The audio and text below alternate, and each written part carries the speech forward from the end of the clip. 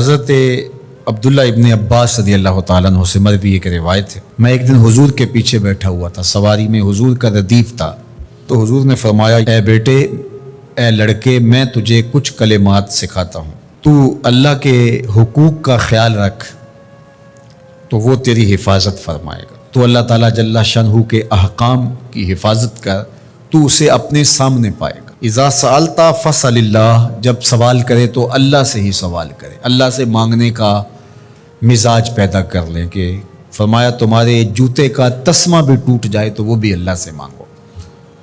ضرور بازار میں جاؤ دکاندار سے، لیکن حقیقی طلب اللہ سے ہونی چاہیے۔ بات بات پہ اللہ سے سوال کرو، بڑی سے بڑی چیز بھی اس سے مانگو، چھوٹی سے چھوٹی چیز بھی اسی سے طلب کرو۔ ہماری ساری ضرورتوں کا کفیل ہمارا رب، ہمارا مالک ہے۔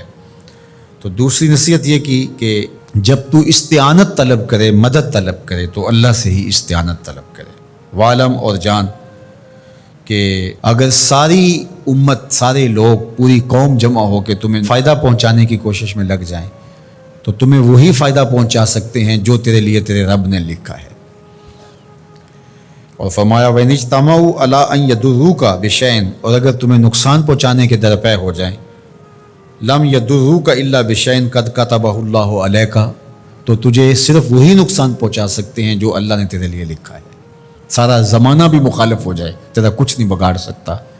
ہاں، تیرے مقدر میں اگر کوئی چیز، کوئی بگاڑ لکھا ہے تو وہ ہوگا، اس کا ذریعہ وہ بن جائیں گے۔ تو اس لیے پھر اسی سے مانگو، اسی سے طلب کرو۔ رفعت الاقلام وجفت الصحف، جو لکھنا تھا اللہ نے لکھ دیا، لکھنے کے بعد قلم اٹھا لیا گیا اور جن صحیفوں پہ لکھا تھا وہ خشک ہو گئے، اب کتابیں بند ہیں، تو اس لیے اس نے تیرے لیے جو لکھا ہے وہ ہو کے رہے گا، تو خام خواہ لوگوں سے ڈرنے کی ضرورت نہیں ہے، اور تیرا فائدہ، تیرا نقصان اسی کے دستے قدرت میں ہے، تو اسی سے طلب کر، اسی سے مانگ۔ اور فرمایا تو اللہ تعالیٰ جل شانہ کو رخاء میں، خوشحالی میں یاد کر، یعرف کا فی الشدہ، وہ تجھے مشکل میں پہچانے گا۔